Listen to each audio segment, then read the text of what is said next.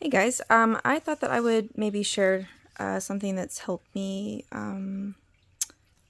memorize the board and be able to play chess games more efficiently in my head. And that's focusing not only on diagonals,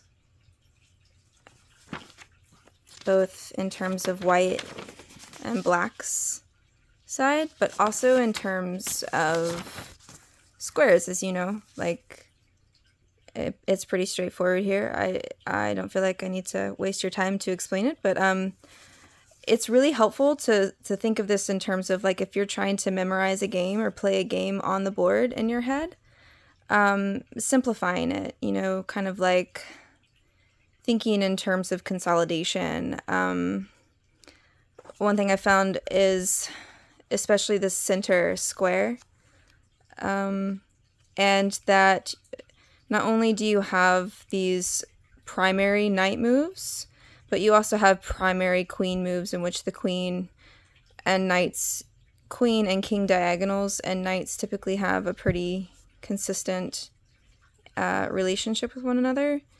And so you see both primary and secondary developing moves for the knight, as well as primary and secondary queen moves as far as what pieces fall patternistically into this center square, which is prioritized, and emphasized so much in modern chess. So, and then of course these diagonals here are your bishop's diagonals. So right now I'm going through this book of annotated games and I'm playing them while I work in the car. I'm gonna start practicing playing them out in my head. So just reading chess annotation and making sure that I'm flexing this particular muscle that I'm interested in developing.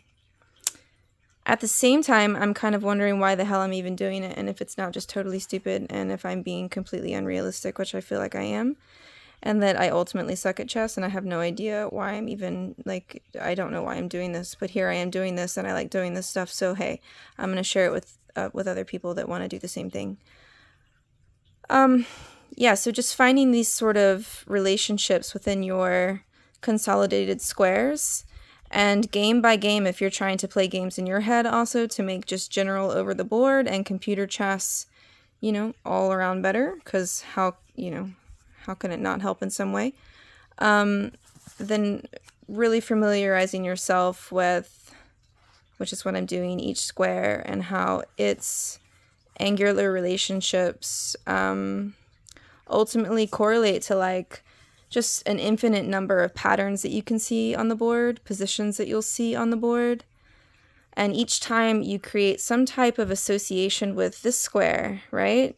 Game to game, position to position, the more that will become solidified, and I guess you could say like an inner quantum board, which sounds kind of woo-woo silly, but I firmly stand by it.